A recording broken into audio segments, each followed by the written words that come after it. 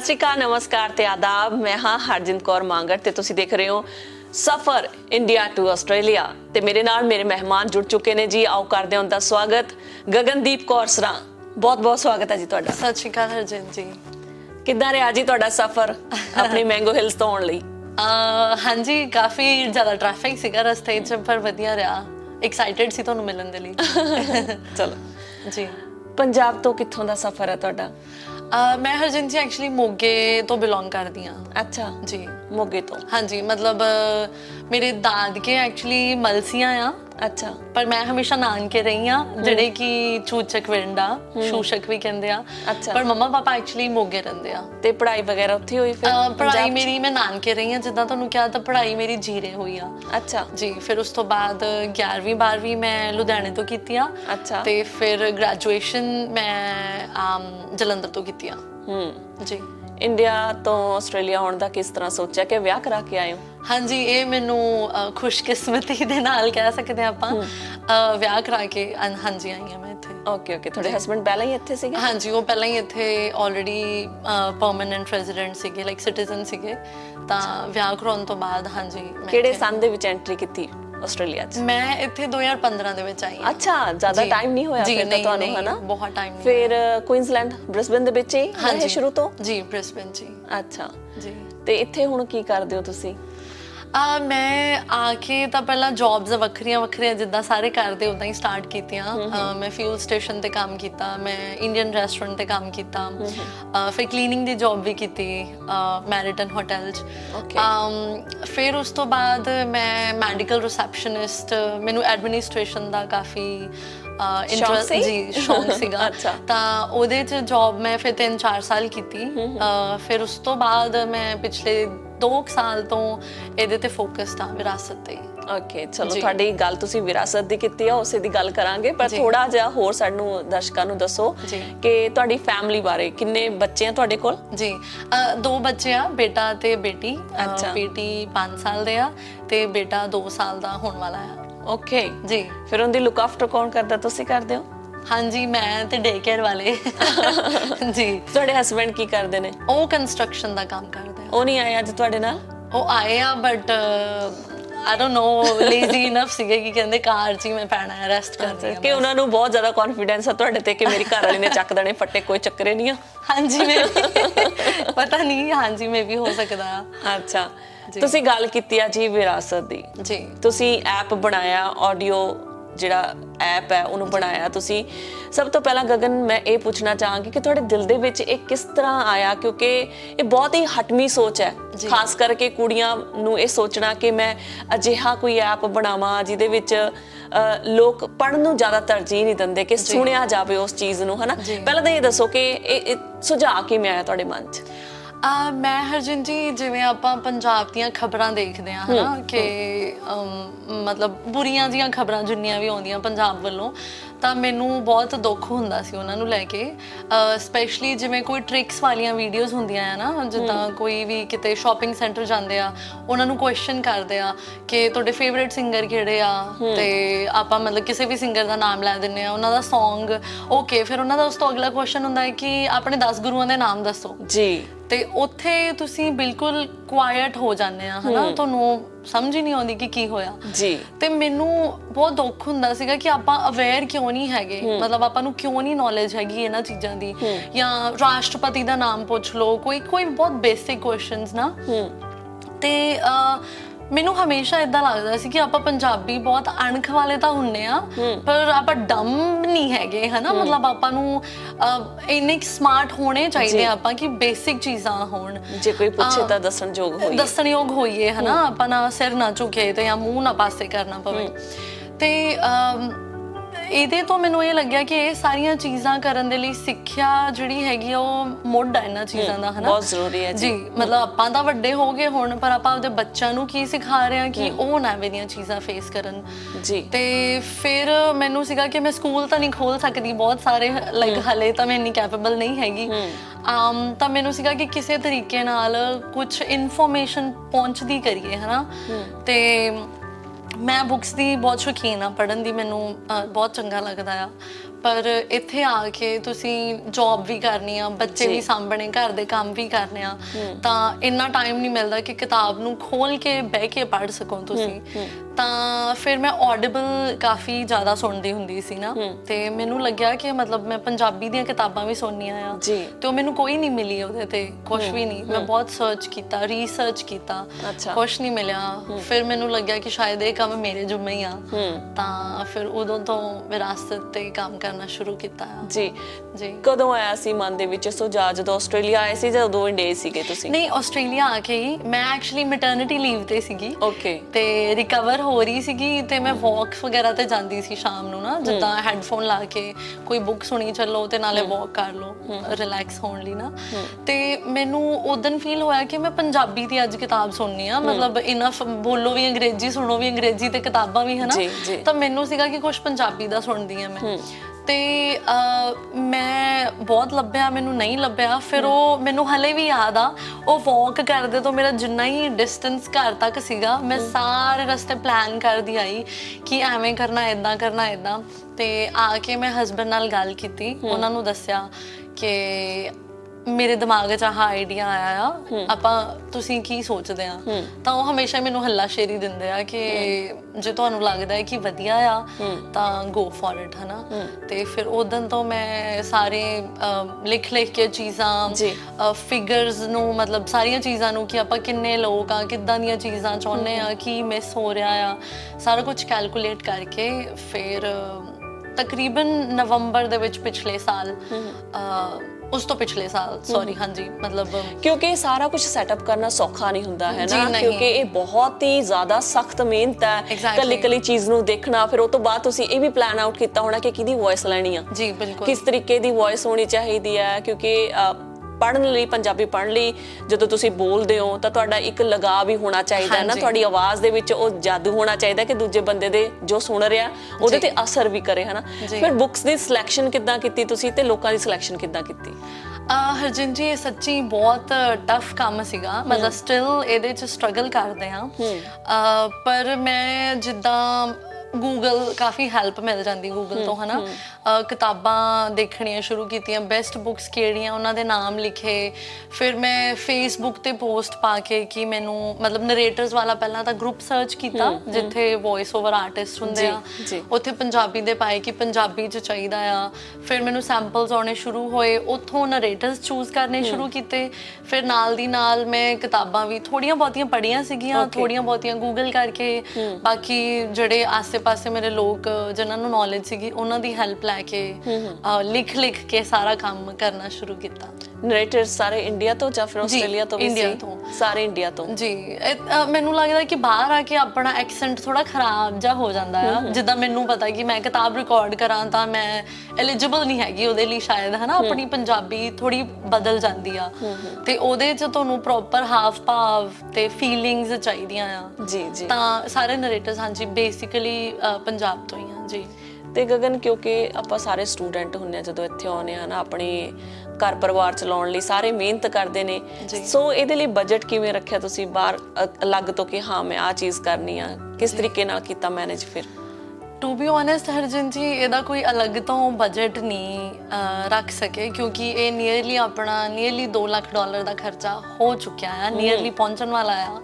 ਤੇ 2 ਲੱਖ ਤਾਂ ਆਪਾਂ ਸੇਵ ਕਰਕੇ ਨਹੀਂ ਰੱਖਦੇ ਆ, ਹਨਾ। ਤੇ 2 ਸਾਲ ਹੋ ਗਏ ਆ ਮੈਂ ਜੌਬ ਵੀ ਨਹੀਂ ਕਰ ਰਹੀ, ਹਸਬੈਂਡ ਕਰ ਰਿਹਾ, ਤਾਂ ਥੋੜੇ ਬਹੁਤੇ ਫੜਾ ਕੇ ਜਾਂ ਜਿਹੜੀ ਥੋੜੀ ਬਹੁਤੀ ਸੇਵਿੰਗ ਸੀਗੀ ਉਹਨਾਂ ਨਾਲ ਹੀ ਕੰਮ ਕਰ ਰਹੇ ਆਪਾਂ। ਗਗਨ, ਇਹ ਪੈਸ਼ਨ ਕਿੱਥੋਂ ਆਇਆ ਤੁਹਾਡੇ ਦਿਮਾਗ ਦੇ ਵਿੱਚ? ਕਿਉਂਕਿ ਮੈਂ ਪਹਿਲਾਂ ਵੀ ਤੁਹਾਨੂੰ ਦੱਸਿਆ ਕਿ ਕੋਈ ਨਹੀਂ ਸੋਚਦਾ ਇਸ ਤਰੀਕੇ ਨਾਲ, ਹਨਾ। ਦਿਮਾਗ ਦੇ ਵਿੱਚ ਤੁਸੀਂ ਇੰਨੇ ਸਟਰੋਂਗ ਹੋਣੇ ਚਾਹੀਦੇ ਹੋ, ਜੇ ਤੁਸੀਂ ਆਪਣਾ ਇਹ ਪੈਸ਼ਨ ਨੂੰ ਸੋਚਿਆ ਹੋਇਆ, ਉਸ ਮੁਕਾਮ ਤੇ ਲਿਜਾਣ ਲਈ ਤੁਹਾਨੂੰ ਬਹੁਤ ਕੁਝ ਮਿਹਨਤ ਕਰਨੀ ਪੈਂਦੀ ਹੈ, ਸੋਚਣਾ ਪੈਂਦਾ, ਕਿਉਂਕਿ ਤੁਹਾਡਾ ਪਰਿਵਾਰ ਵੀ ਹੈ, ਤੁਸੀਂ ਦੱਸਿਆ, ਨਾਲ ਦੀ ਨਾਲ ਤੁਸੀਂ ਜੌਬਸ ਵੀ ਕੀਤੀਆਂ। ਤੇ ਉਸ ਤੋਂ ਬਾਅਦ ਜਿਹੜੀ ਇਹ ਚੀਜ਼ ਤੁਹਾਡੇ ਦਿਮਾਗ ਦੇ ਵਿੱਚ ਕਿਸ ਤਰ੍ਹਾਂ ਆਈ? ਹਰਜਿੰਦ ਜੀ, ਮੈਂ ਐਕਚੁਅਲੀ ਬਹੁਤ ਪੈਸ਼ਨੇਟ ਪਰਸਨ ਆ ਐਜ਼ ਐਨ ਇੰਡੀਵਿਜੂਅਲ, ਵੈਸੇ ਹੀ, ਹਨਾ। ਮਤਲਬ ਕਿਸੇ ਵੀ ਕੈਟਾਗਰੀ 'ਚ ਜਾਂ ਕਿਸੇ ਵੀ ਕੰਮ ਦੇ ਵਿੱਚ ਜੋ ਵੀ ਕਰਨਾ ਚਾਹੁੰਦੀ ਹਾਂ, ਬਹੁਤ ਦਿਲ ਤੋਂ ਕਰਨਾ ਚਾਹੁੰਦੀ ਹਾਂ। ਤੇ ਮੈਂ ਇੱਕ ਇੰਟੈਲੀਜੈਂਟ ਸਟੂਡੈਂਟ ਸੀ, ਕਹਿ ਸਕਦੇ ਹਾਂ, ਮਤਲਬ 90% ਨੰਬਰ ਅਬਵ ਆਉਂਦੇ ਹੁੰਦੇ ਸੀ ਮੇਰੇ ਹਮੇਸ਼ਾ।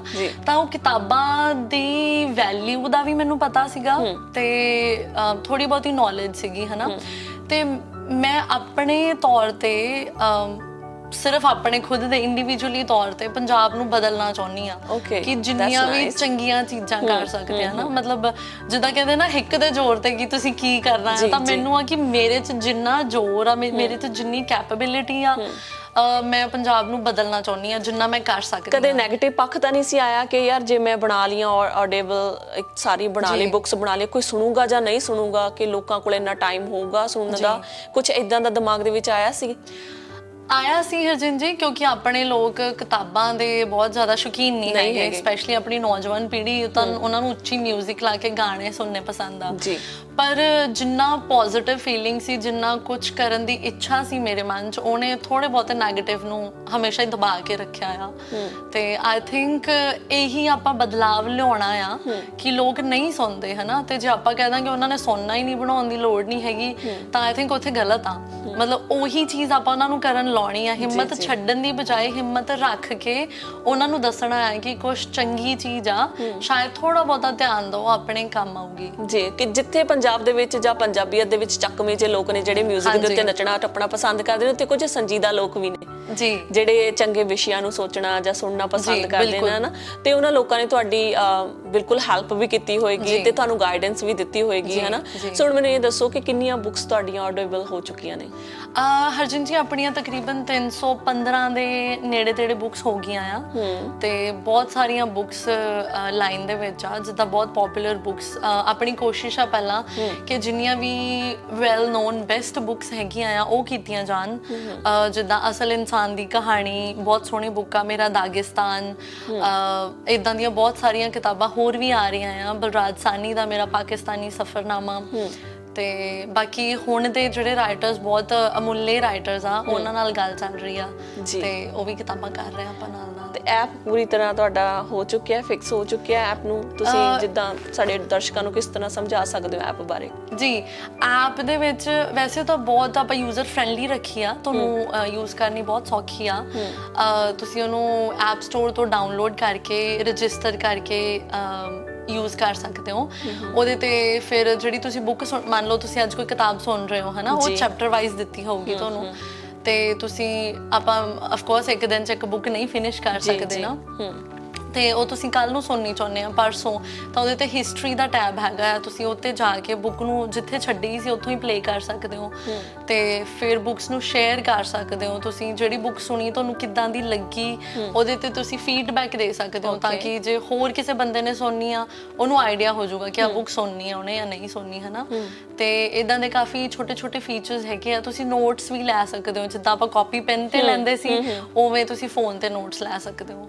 ਤੇ ਐਪ ਨੂੰ ਸਬਸਕ੍ਰਾਈਬ ਕਰਨ ਦਾ ਜਾਂ ਐਪ ਨੂੰ ਖੋਲਣ ਦਾ ਕੀ ਪ੍ਰੋਸੀਜਰ ਹੈ? ਕੋਈ ਫੀਸ ਵਗੈਰਾ? ਜੀ, ਐਪ ਦੇ ਵਿੱਚ ਆਪਾਂ ਫ੍ਰੀ ਬੁੱਕਸ ਵੀ ਦਿੱਤੀਆਂ ਹੋਈਆਂ ਆ, ਤਾਂ ਕਿ ਜਦੋਂ ਤੁਸੀਂ ਸੁਣੋ ਤਾਂ ਤੁਹਾਨੂੰ ਕੁਆਲਿਟੀ ਪਤਾ ਚੱਲ ਜਾਏ ਕਿ ਤੁਸੀਂ ਜਿਹੜੇ $5 ਜਾਂ ਜਿਹੜੀ ਵੀ ਕੰਟਰੀ ਦੇ ਹਿਸਾਬ ਨਾਲ ਪੈਸੇ ਆ ਲਾਉਣੇ ਆ ਜਾਂ ਨਹੀਂ, ਤੇ ਉਹਦੇ ਤੋਂ ਤੁਹਾਨੂੰ ਕੁਆਲਿਟੀ ਦਾ ਆਈਡੀਆ ਹੋ ਜਾਊਗਾ। ਫਿਰ ਜੇ ਤੁਸੀਂ ਲੈਣਾ ਚਾਹੁੰਦੇ ਆ, ਜਿੱਦਾਂ ਆਸਟ੍ਰੇਲੀਆ ਦੇ ਵਿੱਚ $4.99 ਦੇ ਵਿੱਚ ਆਪਾਂ ਅਨਲਿਮਿਟਿਡ ਬੁੱਕਸ ਦਿੰਦੇ ਆ 1 ਮਹੀਨੇ ਦੇ ਲਈ ਜੀ।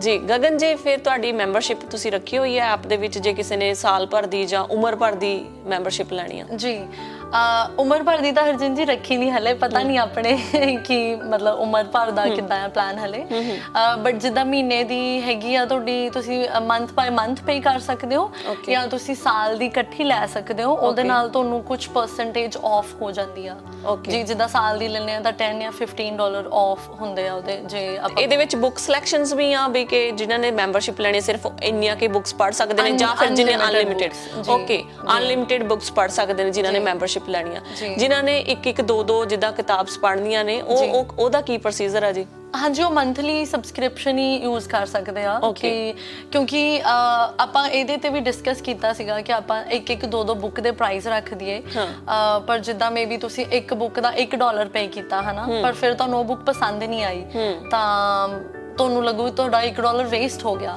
ਤਾਂ ਇੱਕ ਹੋਰ ਮਤਲਬ ਬੁੱਕ ਨੂੰ ਤਾਂ ਸੁਣ ਕੇ ਥੋੜਾ ਜਿਹਾ ਆਈਡੀਆ ਹੋਊਗਾ ਕਿੱਦਾਂ ਦੀ ਹੈ ਨਾ, ਤਾਂ ਕਰਕੇ ਆਪਾਂ ਅਨਲਿਮਿਟਿਡ ਹੀ ਕੀਤੀਆਂ ਹੈ ਕਿ ਜਿਹੜੀ ਮਰਜ਼ੀ ਸੁਣੋ, ਜਿਹੜੀ ਮਰਜ਼ੀ ਦੇਖੋ, ਹੈ ਨਾ, ਤੁਹਾਨੂੰ ਜੀ ਲਾਈਕ ਕਿੰਨਾ ਟਾਈਮ ਹੋ ਗਿਆ ਐਪ ਰੈਡੀ ਕੀਤੇ ਨੂੰ ਗਗਨ? ਹਾਂਜੀ, ਐਪ ਐਕਚੁਅਲੀ ਮੇਰੇ ਬੇਟੇ ਦੇ ਬਰਥਡੇ ਵਾਲੇ ਦਿਨ ਹੀ ਐਪ ਲਾਂਚ ਕੀਤੀ ਸੀ ਆਪਾਂ, ਲਾਸਟ ਈਅਰ 9th ਨਵੰਬਰ ਨੂੰ। ਓਕੇ ਜੀ, ਤੇ ਹੁਣ ਕਿਹੋ ਜਿਹਾ ਰਿਸਪੌਂਸ ਆ, ਕਿਵੇਂ ਲੱਗ ਰਿਹਾ ਕਿ ਦਰਸ਼ਕ ਜੁੜ ਰਹੇ ਨੇ, ਤੁਹਾਨੂੰ ਰਿਸਪੌਂਸ ਕਰ ਰਹੇ ਨੇ? ਜੀ ਰਿਸਪੌਂਸ ਕਾਫੀ ਜ਼ਿਆਦਾ ਅੱਛਾ ਆ, ਜਿੱਦਾਂ ਓਵਰਵੈਲਮਿੰਗ ਆ, ਹਨਾ, ਕਾਫੀ ਸਪੈਸ਼ਲੀ ਬਾਹਰਲੇ ਲੋਕ ਬਹੁਤ ਸਪੋਰਟ ਕਰ ਰਹੇ ਆ ਇਹਦੇ ਲਈ, ਕਿਉਂਕਿ ਆਈ ਥਿੰਕ ਤੁਹਾਨੂੰ, ਮੈਨੂੰ, ਆਪਾਂ ਨੂੰ ਸਾਰਿਆਂ ਨੂੰ ਜਿੱਦਾਂ ਰੋਟੀ ਬਣਾਉਂਦੇ ਹੋਏ, ਝਾੜੂ ਮਾਰਦੇ ਹੋਏ ਕਿ ਸਟਿਲ ਕੁਝ ਸਿੱਖਣਾ ਚਾਹੁੰਦੇ ਆ ਨਾ, ਕਿ ਮਤਲਬ ਘਰ 'ਚ ਰਹਿ ਕੇ ਤੁਸੀਂ ਬਹੁਤ ਜ਼ਿਆਦਾ ਆਪਣਾ ਦਿਮਾਗ ਸਿਰਫ ਘਰ 'ਚ ਹੀ ਰਹਿ ਜਾਂਦਾ ਹੈ, ਕਿ ਘਰ 'ਚ ਰਹਿ ਕੇ ਅਸੀਂ ਸਟਿਲ ਕੁਝ ਸਿੱਖ ਸਕਦੇ ਹਾਂ, ਤਾਂ ਉਹਦੇ ਲਈ ਹਾਂਜੀ, ਮਤਲਬ ਕਹਿੰਦੇ ਹੁੰਦੇ ਆ ਵੀ ਕਿਤਾਬਾਂ ਗਿਆਨ ਦਾ ਸਾਧਨ ਹੁੰਦੀਆਂ, ਗਿਆਨ ਦਾ ਸੋਰਸਸ ਹੁੰਦੀਆਂ ਨੇ, ਹਨਾ ਜੀ। ਬਾਕੀ ਚਲੋ ਫਨ ਵੀ ਬਹੁਤ ਜ਼ਰੂਰੀ ਹੈ ਲਾਈਫ ਦੇ ਵਿੱਚ, ਤੁਸੀਂ ਕਰਦੇ ਵੀ ਹੋ, ਬਟ ਜਦੋਂ ਕਿਸੇ ਇੱਕ ਸੰਜੀਦਾ ਮੁੱਦਿਆਂ ਦੀ ਜਾਂ ਤੁਸੀਂ ਕੁਝ ਸਿੱਖਦੇ ਹੋ ਤਾਂ ਉਹ ਕਿਤਾਬਾਂ ਹੀ ਆ ਜਿਹੜੀਆਂ ਤੁਹਾਨੂੰ ਐਕਸਪੀਰੀਅੰਸ ਦਿੰਦੀਆਂ ਨੇ ਜਾਂ ਫਿਰ ਅੱਗੇ ਵਧਣ ਲਈ ਪ੍ਰੇਰਿਤ ਕਰਦੀਆਂ ਨੇ। ਬਹੁਤ ਹੀ ਵਧੀਆ ਉਪਰਾਲਾ ਕੀਤਾ ਗਗਨ ਜੀ ਤੁਸੀਂ, ਤੁਹਾਡੇ ਕਰਕੇ ਪਤਾ ਨਹੀਂ ਕਿੰਨੇ ਹੀ ਲੋਕ ਹੁਣ ਜਿਹੜੇ ਹੈਗੇ ਨੇ ਕਿਤਾਬਾਂ ਨਾਲ ਮੇਰੇ ਵਰਗੇ ਨਹੀਂ ਪੜ੍ਹ ਸਕਦੇ ਕਿਉਂਕਿ ਸਮੇਂ ਦੀ ਘਾਟ ਹੁੰਦੀ ਆ ਨਾ, ਤਾਂ ਐਟਲੀਸਟ ਉਹ ਸੁਣ ਤਾਂ ਸਕਣਗੇ ਨਾ, ਕੁਝ ਵੀ ਕਰਦੇ ਹੋਏ। ਇਹ ਪੋਰਟੇਬਲ ਚੀਜ਼ ਹੋ ਗਈ ਹੈ ਕਿ ਤੁਸੀਂ ਕਦੇ ਵੀ ਕਿਧਰੇ ਵੀ ਸੁਣ ਸਕਦੇ ਹੋ, ਹਨਾ। ਗਗਨ ਜੀ ਬਹੁਤ ਹੀ ਸੋਹਣਾ ਉਪਰਾਲਾ ਤੁਹਾਡਾ। ਜੇਕਰ ਗੱਲ ਕੀਤੀ ਜਾਵੇ ਪਾਕਿਸਤਾਨ ਦੀ, ਹਨਾ, ਪਾਕਿਸਤਾਨ ਦੇ ਵਿੱਚ ਗੁਰਮੁਖੀ ਨਹੀਂ ਸ਼ਾਹਮੁਖੀ ਚੱਲਦੀ ਆ ਜੀ। ਪੰਜਾਬ ਦੇ ਵਿੱਚ ਵੀ ਆਪਣੇ 3 ਕਰੋੜ ਪੰਜਾਬੀ ਨੇ, ਪਰ ਸਾਰੇ ਪੜ੍ਹੇ ਲਿਖੇ ਨਹੀਂ ਹੈਗੇ, ਹਨਾ, ਜਿਨ੍ਹਾਂ ਨੂੰ ਪੜ੍ਹਨਾ ਨਹੀਂ ਆਉਂਦਾ, ਲਿਖਣਾ ਨਹੀਂ ਆਉਂਦਾ, ਸੋ ਸੁਣ ਸਕਦੇ ਨੇ। ਸਭ ਤੋਂ ਵੱਡੀ ਗੱਲ ਮੈਂ ਕਹਿਣਾ ਚਾਹਾਂਗੀ, ਕਿਉਂਕਿ ਬਾਹਰਲੇ ਮੁਲਕਾਂ ਦੇ ਵਿੱਚ ਤੁਸੀਂ ਇਹ ਐਡਾ ਵੱਡਾ ਉਪਰਾਲਾ ਕੀਤਾ, ਆਪਣੀ ਆਉਣ ਵਾਲੀਆਂ ਪੀੜ੍ਹੀਆਂ ਉਹਨਾਂ ਨੂੰ ਪੜ੍ਹਨਾ ਨਹੀਂ ਆਉਂਦਾ, ਲਿਖਣਾ ਨਹੀਂ ਆਉਂਦਾ, ਸਮਝ ਸਕਦੇ ਨੇ, ਸੋ ਇਹ ਉਹਨਾਂ ਲਈ ਬਹੁਤ ਜ਼ਿਆਦਾ ਕਾਰਗਰ ਸਾਬਤ ਹੋਵੇਗਾ। ਬਜ਼ੁਰਗਾਂ ਲਈ ਜਿਹੜੇ ਵਿਚਾਰੇ ਬੈਠੇ ਰਹਿੰਦੇ ਨੇ, ਬੋਰ ਹੁੰਦੇ ਨੇ, ਹਨਾ, ਐਟਲੀਸਟ ਤੁਸੀਂ ਉਹਨਾਂ ਨੂੰ ਇੱਕ ਬਹੁਤ ਵਧੀਆ ਚੀਜ਼ ਦੇ ਦਿੱਤੀ ਹੈ। ਕੀ ਕਹਿਣਾ ਤੁਹਾਡਾ? ਹਾਂਜੀ ਹਰਜਿੰਦ ਜੀ, ਇਹੀ ਜਿੱਦਾਂ ਆਪਣੇ ਦੋਨਾਂ ਪੰਜਾਬਾਂ ਨੂੰ ਵੱਖ ਤਾਂ ਕਰਤਾ ਹੋਇਆ, ਪਰ ਆਪਾਂ ਦਿਲੋਂ ਵੱਖ ਨਹੀਂ ਹੈਗੇ। ਸ਼ਾਇਦ ਉਹ ਵੀ ਪੰਜਾਬੀ ਬੋਲਦੇ ਆ, ਆਪਾਂ ਵੀ ਪੰਜਾਬੀ ਬੋਲਦੇ ਆ, ਪਰ ਫਰਕ ਇੰਨਾ ਪੈ ਗਿਆ ਕਿ ਉਹਨਾਂ ਦੀ ਪੰਜਾਬੀ ਸਾਨੂੰ ਸਮਝ ਨਹੀਂ ਆਉਂਦੀ ਤੇ ਸਾਡੀ ਪੰਜਾਬੀ ਉਹਨਾਂ ਨੂੰ ਮਤਲਬ ਲਿਖਤੀ ਰੂਪ ਤੇ ਨਹੀਂ ਸਮਝ ਆਉਂਦੀ। ਤੇ ਹੁਣ ਇਹ ਆਡੀਓ ਬੁੱਕਸ ਦੇ ਨਾਲ ਕੀ ਆ, ਭਾਵੇਂ ਉਧਰਲੀ ਬੁੱਕ ਹੋਵੇ ਭਾਵੇਂ ਇਧਰਲੀ ਹੋਵੇ, ਉਹ ਤੁਹਾਨੂੰ ਪੰਜਾਬ ਦੇ ਵਿੱਚ ਜਿੱਦਾਂ ਤੁਸੀਂ ਕਿਹਾ 3 ਕਰੋੜ ਪੰਜਾਬੀ ਆ, ਪਾਕਿਸਤਾਨ ਦੇ ਵਿੱਚ 12 ਕਰੋੜ ਪੰਜਾਬੀ ਆ, ਹਨਾ, 4 ਟਾਈਮਸ ਉਤੋਂ, ਤਾਂ ਉਹ ਹੁਣ 12 ਕਰੋੜ ਆਪਣੀ ਇਧਰਲੀਆਂ ਸਾਰੀਆਂ ਕਿਤਾਬਾਂ ਸੁਣ ਸਕਦੇ ਆ ਜੀ।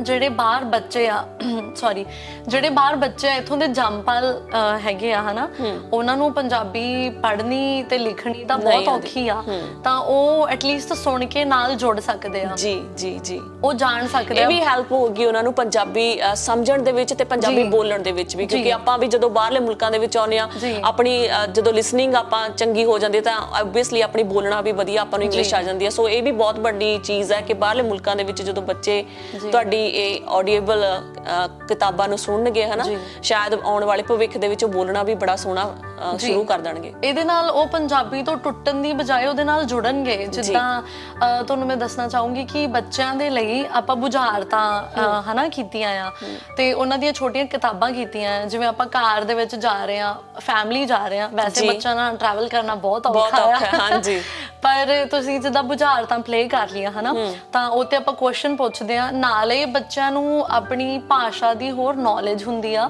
ਵੀ ਜਿਹੜਾ ਆ ਵਰਡ ਆ ਕੀ ਆ, ਹਨਾ, ਜਿੱਦਾਂ ਬਹੁਤ ਸ਼ਬਦ। ਸੋ ਬੱਚਿਆਂ ਲਈ ਵੀ ਤੁਸੀਂ ਸਪੈਸ਼ਲ ਸੈਗਮੈਂਟਸ ਰੱਖੇ ਨੇ, ਬੁਝਾਰਤਾਂ ਵਗੈਰਾ, ਕਹਾਣੀਆਂ ਜਿਹੜੇ ਬੱਚਿਆਂ ਦੇ ਨਾਲ ਰਿਲੇਟਡ ਆ, ਬਹੁਤ ਹੀ ਸੋਹਣਾ। ਹੋਰ ਵੀ ਬਹੁਤ ਜ਼ਿਆਦਾ ਆਪਾਂ ਕੰਟੈਂਟ ਲੈ ਕੇ ਆ ਰਹੇ ਹਾਂ ਬੱਚਿਆਂ ਦੇ ਲਈ, ਪਰ ਮੇਰੇ ਖਿਆਲ 'ਚ ਉਹਨਾਂ ਨੂੰ ਬਿਜ਼ੀ ਰੱਖਣ ਦੇ ਲਈ ਜਦੋਂ ਤੁਸੀਂ ਟਰੈਵਲ ਕਰ ਰਹੇ ਆ ਜਾਂ ਰਾਤ ਨੂੰ, ਹਨਾ, ਪੈਣ ਤੋਂ ਪਹਿਲਾਂ ਉਹਨਾਂ ਨੂੰ ਬੈੱਡ ਟਾਈਮ ਸਟੋਰੀਜ਼, ਜਿੱਦਾਂ ਪਹਿਲਾਂ ਆਪਣੀਆਂ ਨਾਨੀਆਂ ਦਾਦੀਆਂ ਕਹਾਣੀਆਂ ਸੁਣਾਉਂਦੀਆਂ ਸੀ, ਪਰ ਇੱਥੇ ਤਾਂ ਮਤਲਬ ਇੰਨਾ ਥੱਕੇ ਟੁੱਟੇ ਹੁੰਨੇ ਆ ਰਾਤ ਨੂੰ ਕਿ ਤੁਹਾਨੂੰ ਕੋਈ ਆਪਦੀ ਨਾਨੀ ਦਾਦੀ ਚੇਤੇ ਆ ਜਾਂਦੀ ਹੈ ਕਿ ਕਹਾਣੀਆਂ ਸੁਣਾਉਣੀਆਂ ਤਾਂ ਦੂਰ ਦੀ ਗੱਲ, ਤਾਂ ਕਿ ਫੋਨ ਤੋਂ ਉਹ ਸੁਣ ਸਕਦੇ ਆ, ਹਨਾ, ਤੇ ਉਹਨਾਂ ਨੂੰ ਹੋਰ ਕਿਉਰਿਓਸਿਟੀ ਪੈਦਾ ਹੋਊਗੀ। ਕਿਉਂਕਿ ਜਿਵੇਂ ਆਪਾਂ ਗੱਲ ਕਰਦੇ ਹਾਂ ਇੱਥੇ ਇੰਗਲਿਸ਼ ਦੇ ਵਿੱਚ ਉਹਨਾਂ ਨੂੰ ਬਹੁਤ ਜ਼ਿਆਦਾ ਆਪਸ਼ਨਸ ਅਵੇਲੇਬਲ ਹੈਗੇ ਆ, ਜਿਵੇਂ ਉਹ ਕਾਰਟੂਨਸ ਦੇਖਦਾ, ਇੱਕ ਤਰ੍ਹਾਂ ਨਹੀਂ ਪਤਾ ਨਹੀਂ ਕਿੰਨੇ 100 ਤਰ੍ਹਾਂ ਦੇ ਕਾਰਟੂਨਸ ਆ, ਤਾਂ ਉਹ ਇੰਗਲਿਸ਼ 'ਚ ਕਿਤਾਬਾਂ ਸੁਣਦੇ ਆ, ਪਰ ਜੇ ਆਪਾਂ ਬਰਾਬਰ ਉਹਨਾਂ ਨੂੰ ਆਪਸ਼ਨ ਦਵਾਂਗੇ ਤਾਂ ਸ਼ਾਇਦ ਉਹ ਸਮਝਣਗੇ ਵੀ ਸਾਡੀ ਪੰਜਾਬੀ ਵੀ ਕਿਸੇ ਪੱਖੋਂ ਘੱਟ ਨਹੀਂ ਹੈਗੀ, ਅਸੀਂ ਵੀ ਬਰਾਬਰ ਹੀ ਸਟੈਂਡ ਕਰਦੇ ਆ। ਜੀ ਬਿਲਕੁਲ। ਤਾਂ ਹਾਂਜੀ ਮੇਰੇ ਖਿਆਲ 'ਚ ਵੀ ਇੰਪੋਰਟੈਂਟ ਹੈਗਾ ਸੀਗਾ ਉਹਨਾਂ ਲੋਕਾਂ ਲਈ ਵੀ ਆਡੀਓ ਬੁੱਕਸ ਕ੍ਰੀਏਟ ਕਰਨਾ। ਜੀ ਗਗਨ ਜੀ, ਬਹੁਤ ਹੀ ਸੋਹਣਾ ਉਪਰਾਲਾ ਹੈ ਤੁਹਾਡਾ। ਤੁਹਾਡੀਆਂ ਗੱਲਾਂ ਬਾਤਾਂ ਤੋਂ ਬਹੁਤ ਚੰਗਾ ਪ੍ਰੋਤਸਾਹਿਤ ਹੋ ਰਹੇ ਨੇ ਸਾਰੇ। ਮੈਨੂੰ ਵੀ ਬਹੁਤ ਚੰਗਾ ਲੱਗ ਰਿਹਾ ਜਿਸ ਤਰੀਕੇ ਨਾਲ ਤੁਸੀਂ ਵਿਆਖਿਆ ਕਰ ਰਹੇ ਹੋ। ਸੋ ਹੋਰ ਕੀ ਕਿਤਾਬਾਂ ਰਾਹੀਂ ਤੁਸੀਂ ਕੀ ਸੰਦੇਸ਼ ਦੇ ਸਕਦੇ ਹੋ, ਕੀ ਫਾਇਦਾ ਹੋ ਸਕਦਾ ਸਾਡੀ ਜਨਰੇਸ਼ਨ ਨੂੰ? ਜੀ ਹਾਂਜੀ ਹਰਜਿੰਦ ਜੀ, ਇਹਦਾ ਇਹ ਆ, ਪਹਿਲਾਂ ਤਾਂ ਜਿੱਦਾਂ ਆਪਾਂ ਆਲਰੇਡੀ ਗੱਲ ਕਰ ਚੁੱਕੇ ਹਾਂ ਕਿ ਜਿਵੇਂ ਆਪਣੇ ਮਾਂ ਪਿਓ ਇੱਥੇ ਆਏ ਹੋਏ ਆ ਹਨਾ ਬਾਹਰ, ਤੇ ਉਹਨਾਂ ਕੋਲੇ ਸਾਰਾ ਦਿਨ ਕੁਝ ਕਰਨ ਨੂੰ ਹੁੰਦਾ ਨਹੀਂ ਆ ਹਨਾ। ਜਿੱਦਾਂ ਆਪਾਂ ਤਾਂ ਆਪਣੀਆਂ ਜੌਬਸ ਤੇ ਚਲੇ ਜਾਂਦੇ ਆ, ਉਹ ਵੀ ਕਿਤਾਬਾਂ ਸੁਣ ਸਕਦੇ ਆ, ਆਪਣੇ ਬੱਚੇ ਇੱਥੇ ਸੁਣ ਸਕਦੇ ਆ। ਤੇ ਮੈਨੂੰ ਇਹ ਲੱਗਦਾ ਆ ਕਿ ਸੁਣਨ ਦੇ ਨਾਲ ਨਾਲ ਜਦੋਂ ਤੁਹਾਨੂੰ ਸੁਣ ਕੇ ਕੋਈ ਚੀਜ਼ ਚੰਗੀ ਲੱਗਦੀ ਆ ਤਾਂ ਤੁਸੀਂ ਹੋਰ ਜਾਣਕਾਰੀ ਲੈਣਾ ਚਾਹੁੰਦੇ ਹੋ ਉਹਦੇ ਬਾਰੇ। ਸੁਣਨ ਦੇ ਨਾਲ ਨਾਲ ਹੋ ਸਕਦਾ ਉਹ ਪੜ੍ਹਨੀ ਤੇ ਲਿਖਣੀ ਵੀ ਚਾਹਣ ਹਨਾ, ਕਿ ਮਤਲਬ ਸਾਨੂੰ ਹੋਰ ਨੌਲੇਜ ਹੋਵੇ।